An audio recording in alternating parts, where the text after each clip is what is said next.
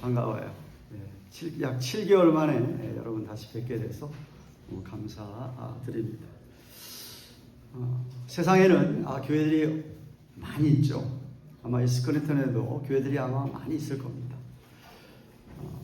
그런데 사실 교회들은 오늘도 어느 곳에서는 교회들이 세워지기도 하고 또 어느 곳에는 어떤 교회가 문을 닫기도 하는 그러한 오늘날의 모습들입니다. 예수님께서 십자가에 돌아가시고 부활하시고 승천하셔서 오순절날 10일 만에 성령을 부어주신 이후에 교회들이 탄생했죠. 교회들이 많아지면서 그 시간 이후로 약 2000년을 지나오면서 많은 교회들이 선한 일들을 잘 해냈고 해오고 그래서 하나님께 영광을 돌리기도 하지만 한편 교회들이 부패해져서 하나님의 영광을 가리운 그런 일들이 있기도 합니다.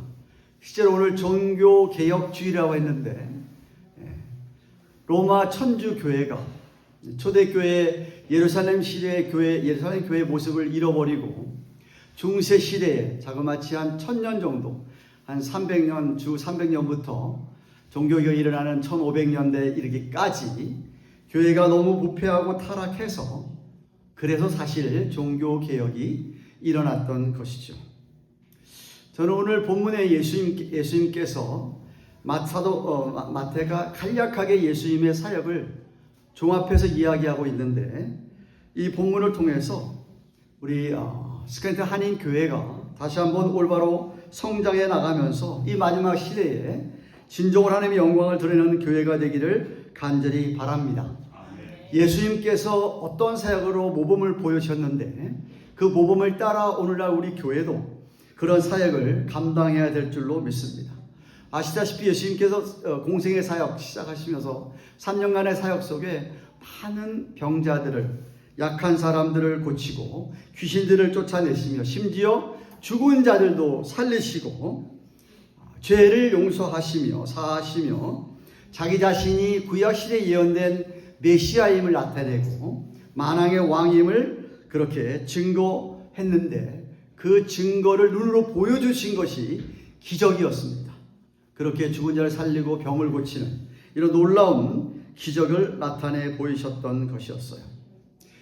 그 주님의 제자였던 세리 마태가 오늘 본문에서 9장을 결론 지으면서 맨 마지막 35절 38절까지 읽었는데 예수님께서 갈릴리 지방에서의 사역을 요약하고 10장에 이제 시작하면서 12 제자를 세상에 보내면서 전도도 하게 하고 능력을 주셔서 귀신도 쫓아내며 주의 사역을 하게 하시는데 그 바로 피벗 포인트라고 할 수 있는 구자교 맨 마지막 패러그래프에서 예수님이 하셨던 사역을 요약을 하는데 이 사역을 살펴보면서 또 제자들에게 마지막 절에 그 기도 제목을 주신 것을 보면 우리가 오늘날 교회로서 감당해야 될 선교 사명, 미션 맨데토리, 선교 사명 세 가지와 그리고 왜 우리가 그런 사역을 해야 되는지에 대한 동기와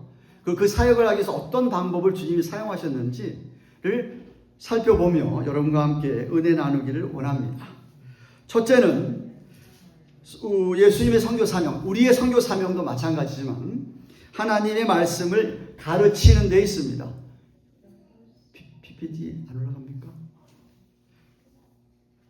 35절을 보시면 35절 상반절에 예수님께서 모든 성과 촌에 두루다니사 저희 회당에서 가르치시며 라고 하였습니다.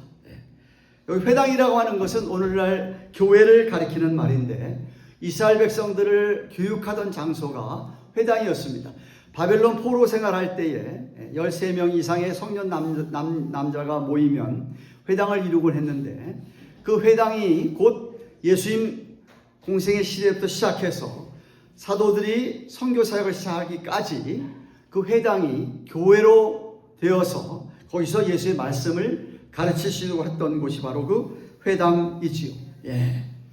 그래서 그곳에서 유대인들은 어릴 때부터 아이들이 탈무드를 배우고 또 랍비들이 구약 성경을 가르치면서 그렇게 하던 그 회당에 예수님이 찾아가신 것이죠. 또 사도들도 훗날 회당에서 그 예수님에 대하여서 가르치시고 그리고 성경 말씀을 가르쳤던 곳이 바로 이 회당입니다. 다시 말하면 오늘날도 교회는 하나님 말씀을 가르치는 곳이 교회이어야 합니다. 하나님의 말씀을 가르칠 책임이 목회자만 있는 게 아니라 사실 지도자들에게도 있는 것이죠. 예수님의 지상 최대 사명은 마태복음 28장 19절 20절에 너희는 가서 모든 족속으로 제자를 삼아 아버지와 아들과 성령 이름으로 세례를 주고 내가 너에게 분부한 모든 것을 가르쳐서 지키게 해라. 주님께서 명령하시고 말씀해 주신 것들을 교회가 가르쳐야 된다는 것이었어요. 다시 말해 성도들은 성경을 배울 의무가 있습니다. 여러분이 교회에 와서 교회로 모일 때에 성경을 배워야 한다는 것이죠. 둘째 선교 사명은 하나님 나라의 복음을 전파하는 것이었습니다. 35절 하반절입니다. 35절을 계속 보시면 예수님께서 천국 복음을 전파하셨다라고 합니다. 하나님 나라에 대한 좋은 소식을 전했다라는 겁니다. 하나님 나라는 저와 여러분이 죽어서 갈 그곳만 하나님 나라가 아니라 하나님께서 다스리시는 모든 영역이 다 하나님의 나라죠. 그러니까 만약 하나님께서 주님께서 여러분을 다스리고 계신다고 한다면 주님께서 스크래튼 한인교회를 다스리고 계신다고 한다면 스크래튼 한인교회가 하나님의 나라의 한 모형이라는 말씀입니다. 이제 하나님 나라에 대한 좋은 소식을 전파했다. 다시 말하면 예수님이 거기서 하나님의 은혜에 대하여 자신이 누구인가 예언되진 메시아임을 밝히고 뿐만 아니라 자신이 그들에게 필요한 것들을 하나님의 은혜를 가르쳐 주실 뿐만 아니라 하나님께서는 주님을 통하여서 정말 필요한 죄인들에게 필요한 은혜에 대해서 그렇게 자신이 메시아임을 그러니까 자신을 믿으라고 당신들은 죄인이라고 가르치시며 복음을 전하셨던 것이었어요. 오늘날의 성도들, 교회들도 왕이신 그리스도, 예수 그리스도에 대하여 우리가 전해야 하고 예수 그리스도를 우리가 왜 필요한가를 가르쳐야 하고 복음이 가르쳐주는 대로 인간은 철저하게 죄인임을 밝혀줘서 우리 모두는 정말 예수님이 필요하다는 사실을 알려야만 하는 요즘 교인들은 죄에 대한 설교를 아주 싫어하죠. 십자가 설교를 이렇게 달갑지 않게 여기고 교회 와서 사랑에 대한 이야기, 위로에 대한 이야기, 축복에 대한 이야기를 들으려고 합니다. 아니면 교양 강좌식의 그런 도덕적인 설교를 좋아합니다. 근데 이런 마인드가 교회를 교회답지 못하게 하는 것이죠. 복음은 죄인된 우리에게는 예수님 외에는 아무 소망이 없다고 하는 것이죠. 그러니까 그들에게 예수님이 그렇게 꼭 필요하다는 것을 우리가 전해야 한다는 말씀입니다. 복음 외에는 인간에게 아무런 소망이 없다는 것을 보여줘야 하는 것이죠.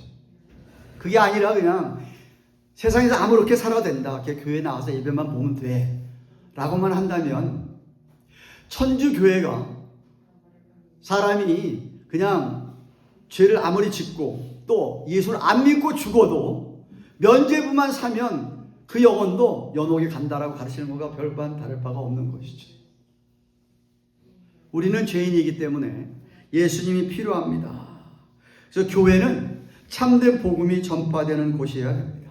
주님께 다스리는 하나님의 나라가 전파되어야 되고 그 하나님 나라로 인도하는 길이 제시되어야 되고 죄인이 죄인의 자리에서 의인의 자리로 옮길 수 있도록 우리가 그들에게 이 사랑을 복음을 전해야 하는 것이죠.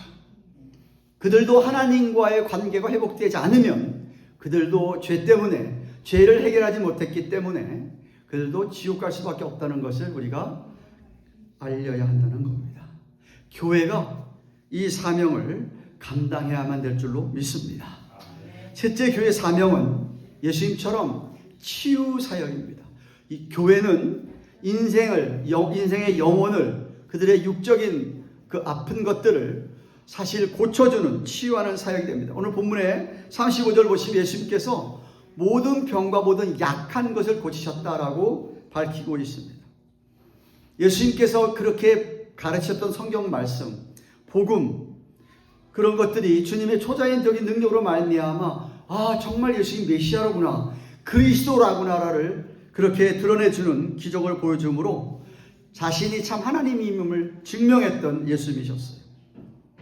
오늘날도 우리가 주장하는 성경 말씀이 진리라는 것을 가르치고 전하는 것을 증명하는 게 뭐냐? 교회를 찾아오는 영혼들, 상한 심령들, 죄인들, 모든 병과 약한 것들이 교회를 통하여, 교회의 기도를 통하여 그들에게 나음이, 치유함이 일어나야 되는 곳이 바로 교회여야만 합니다.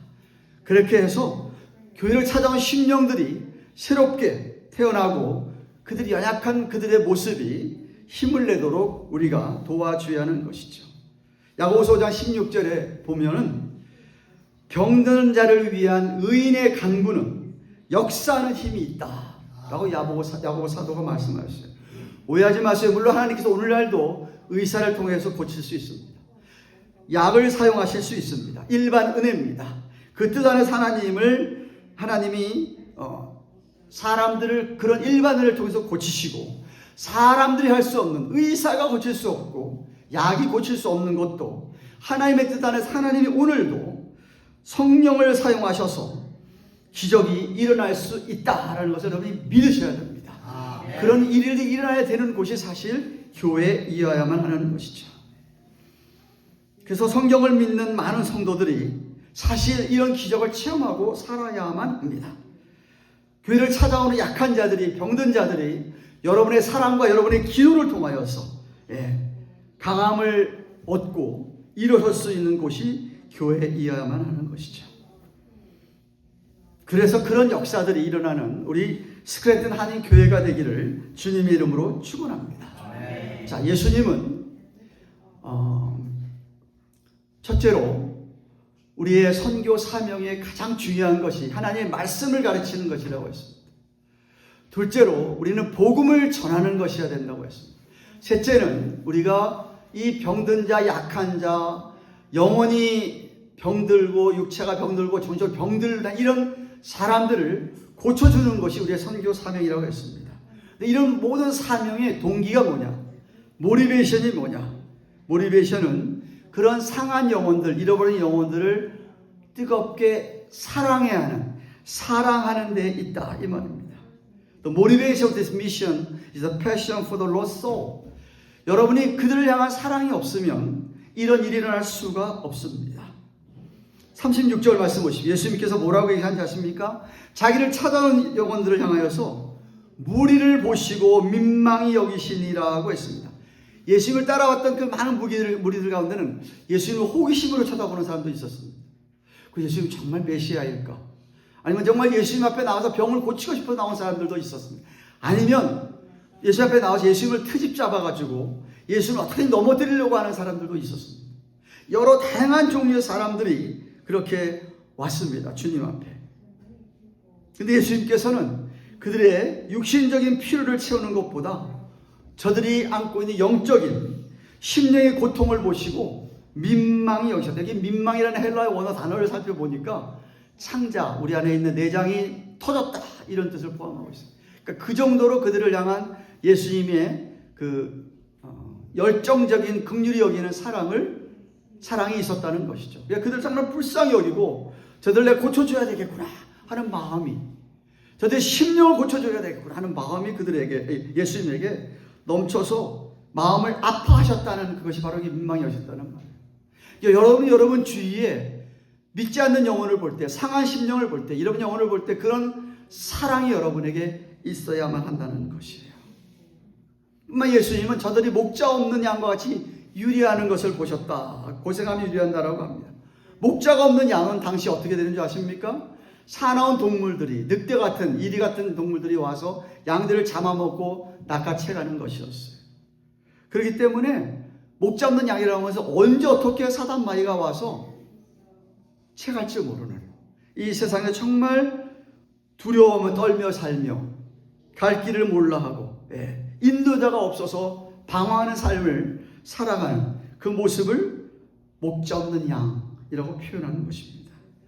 우리 하나님이신 예수님이 스스로 인간의 몸을 입고 이 땅에 오신 가장 큰 이유가 그들을 사랑하기 때문에 어떻게 그들을 건져내기 위하여 그들을 목자가 되셔서 푸른 물가로 맑은 물가, 푸른 소작으로 맑은 물가로 인도하기 위하여 그렇게 예수님이 오신 것이었어요.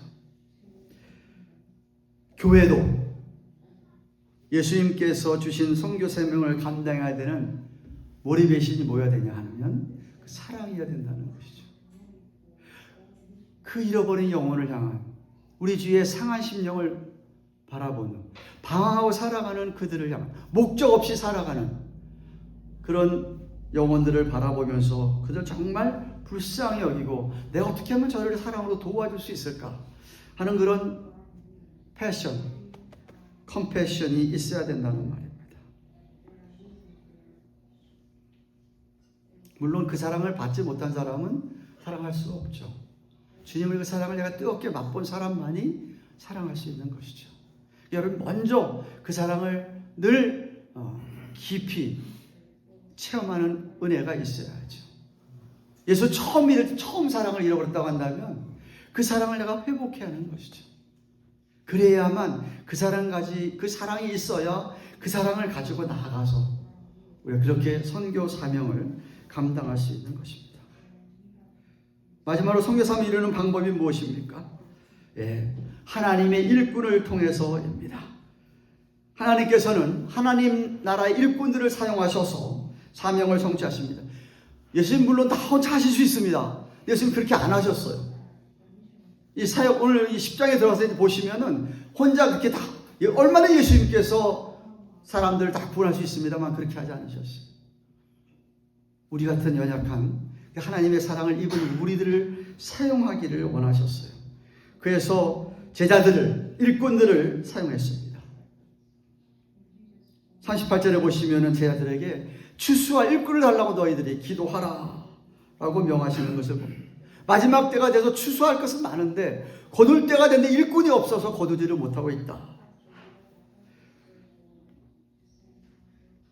그래서 12 사도들은 성령 체험이 있은 후에 그들은 나아가서 그 이후에 또 계속돼서 주님의 선한 일꾼들, 좋은 일꾼들이 전 세계에 복음을 전하게 되었던 것이죠. 지금도 마찬가지입니다. 승천하시고 오늘도 하나님 보좌 우편에 계신 우리 주님께서 오늘도 바라보시면서 기도하시면서 성령을 통해서 사람들의 마음을 놓고 하시면서 오늘도 좋은 일꾼을 찾고 계시는 것이에요.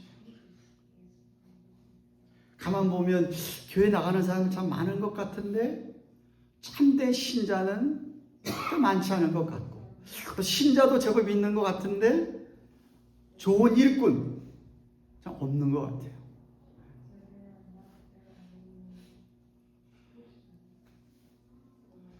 제가 섬겼던 교회도 보면 정말 교회를 위해서 신실하게 일하는 일꾼들, 나가서 전도하려고 선교하려고 그러고 어떻게든지 이런 선교 사명을 감당한 일꾼들이 약 20%, 25% 정도밖에 안 되는 것 같아요. 근데 주님 원하시는 것은 그런 신실한 일꾼들인 것이죠. 디모데전서 4장 6절 사도 바울이 그 영의 아들 디모데에게 목회할 때 이렇게 해야 된다라고 목회 매뉴얼 주신 것이 목회 서신인데 그 디모데전서 4장 6절에 내가 이것으로 형제를 깨우치면 그리스도 예수의 좋은 일꾼이 되어 믿음의 말씀과 내가 따르는 좋은 교훈으로 양육을 받으리라. 그러니까 일꾼을 세워서 그 일꾼들이 하나님 말씀에 좋은 양육을 받은 일꾼들이 나가서 이런 사명을 감당하게 하라라고 하신 것이. 예수의 지상 최대 사명도 너희는 가서 모든 족속으로 제자를 삼아 그랬지 초신자를 삼으라는 말씀을 하시지 않으셨어요. 예수를 믿고 전한 다음에는 주님이 분부한 모든 것을 가르쳐서 저들에게 지키게 하는 그런 좋은 일꾼들을 삼아야 되는 것이었어요. 그렇습니다. 교회의 이런 사명 성취는 목사만 하는 게 결코 아니에요. 스크랜턴 한인 교회는 김전 목사만 이런 사명 감당한다고 교회가 되는 것이 아니에요. 평신도 여러분들이 좋은 일꾼이 돼서 목사님으로부터 훈련을 받고 좋은 일꾼이 되어서 여러분들이 나아가서 사명을 감당해야 됩니다. 말씀도 얼마나 여러분이 목사만 가르치는 것 아니에요. 여러분 말씀 가르칠 수 있어요. 복음 전하는 거 목사만 하는 게 아니에요. 여러분이 예수 믿으세요. 전해야 돼요. 물론 스크랜턴 이 지역은 한인이 워낙 적어서 50명도 안 된다죠. 적어서 한인보다는 외국 사람도 미국 사람도 많을 겁니다. 짧은 영어지만 전하세요. 짧은 영어지만. 물론 사귀어야죠. 그냥 무턱대고 예수 빌리빈 지저스 이렇게 하는 게 아니고 친구 삼으세요. 그냥 삼으시고 예수 믿으라고. 아니면 come to our church. Can you listen to our pastor sermon? 얘기하세요. 하셔야 돼요. 정말 겉으로 보기에 여러분들 뭐 다 괜찮은 것 같지만요. 인생은 다 문제들 안고 삽니다. 그들이 교회에 와서 말씀 가운데 여러분의 사랑과 여러분의 기도로 그들이 치유되고 고쳐지고 힐링이 되고 그런 일들이 우리 교회에서 일어나야 하는 것이죠. 여러분이 일꾼이 되셔야 되는데 일꾼으로서의 물론 일을 하기 전에 기도가 먼저입니다. 기도하지 않는 일꾼은 하나님보다 앞서가게 되면 오히려 교회를 어렵게 하고 하나님 일을 망치는 경우를 종종 보았어요. 자기 자신만 드러나는 것이고. 그래서 항상 기도가 먼저 앞서야 됩니다. 기도하면서 믿음 안에서 부족한 우리들이 최선을 다할 때 하나님께서 놀랍게 역사할 줄로 믿습니다. 내가 부족한 줄 알고 난 하나님의 도움이 필요한 줄을 내가 철저하게 깨닫고 주님 의지하면서 그렇게 해서 일을 하시면요. 일을 하고 뭐가 좀 된다 하더라도 여러분이 자랑을 안 해요. 다 하나님이 하신 일로 하나님께 영광을 돌릴 뿐이죠. 사랑하는 스크랜턴 교회 교우 여러분, 오늘날 많은 교회들이 교회가 교회답지 못한 왜 교회가 교회로서의 이 선교 사명들을 감당하지 않고 있음을 보게 됩니다. 너무나 인간적으로만 인본주의적으로만 흘러가는 것을 보이죠.